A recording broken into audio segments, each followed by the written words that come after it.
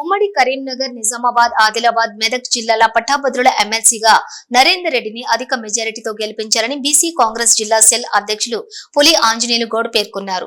మంగళవారం ఏర్పాటు చేసిన కరీంనగర్ ప్రెస్ క్లబ్ లో మీడియాతో మాట్లాడుతూ కాంగ్రెస్ ప్రభుత్వం అమలు చేసిన 6 గ్యారెంటీల ఎమ్మెల్సీగా కాంగ్రెస్ అభ్యర్థి నరేందర్ రెడ్డిని అధిక మెజారిటీతో గెలిపించాలని కోరారు. పులి ఆంజనేయులు గౌడ్, జిల్లా Congress BC cell chairman. Congress party MLC అభ్యర్థిగా ఆల్ఫోర్స్ అధినేత ఉట్కూరి నరేందర్ రెడ్డి గారికి ఉమ్మడి జిల్లాలకు సంబంధించినటువంటి పట్టభద్రులంతా కూడా నిర్ణయం తీసుకున్నారు. నరేందర్ రెడ్డి గారి గెలుపు ఖాయమైపోయిందని చెప్పడానికి నిదర్శనమే ఈరోజు ఈ ప్రెస్ మీట్. కేవలం కాంగ్రెస్ పార్టీ 6 గ్యారంటీలను పార్టీ అధికారంలోకి వచ్చిన వెంటనే అమలు చేసినటువంటి ఘనత ఈరోజు కాంగ్రెస్ పార్టీకి దక్కింది. మహిళలకు, వ్యవసాయానికి, విద్యార్థులకు ప్రతి ఒక్కరికి కూడా 6 గ్యారంటీలతో న్యాయం చేసిన పార్టీ ఈరోజు కేవలం కాంగ్రెస్ పార్టీ మాత్రమే. అధికారంలోకి వచ్చిన సంవత్సరం లోపు నిరుద్యోగ యువకులకు 56,000 ఉద్యోగాలు ఇచ్చి నిరుద్యోగాన్ని దూరం చేసినటువంటి ఘనత ఈరోజు కాంగ్రెస్ పార్టీకి దక్కింది.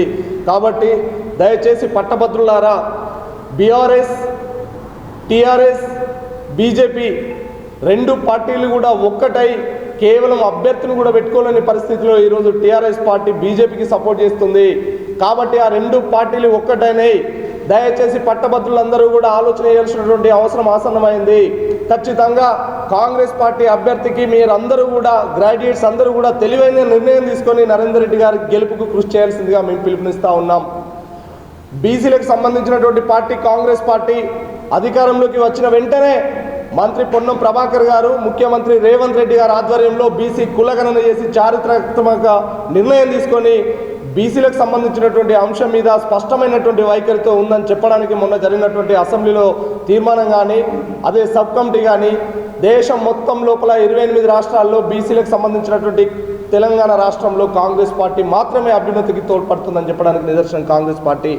అదేవిధంగా ఒక చిన్న స్థాయి నుండి ఈరోజు ఆల్ఫోర్స్ విద్యా సంస్థలనే ఉత్తర తెలంగాణలోనే తలమానికం చేసి దేశానికి పరిచయం చేసినటువంటి వ్యక్తి నరేందర్ రెడ్డి గారు. ఎడ్యుకేషన్ మీద ఆయన చేస్తున్నటువంటి కృషిని కూడా గ్రాడ్యుయేట్స్ అందరూ కూడా గమనించాల్సినటువంటి అవసరం ఉంది.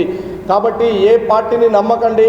కాంగ్రెస్ పార్టీ మాట ఇచ్చిందంటే నిలబెట్టుకునే పార్టీ.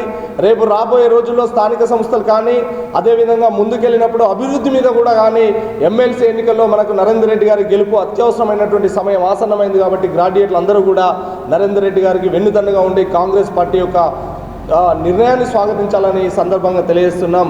కాబట్టి బీఆర్ఎస్, బీజేపీ నాయకులను గ్రామాల్లోకి రాకుండా ఎక్కడికక్కడగా పట్టభద్రులందరూ కూడా నిలదీయాల్సినటువంటి అవసరం ఆసన్నమైంది.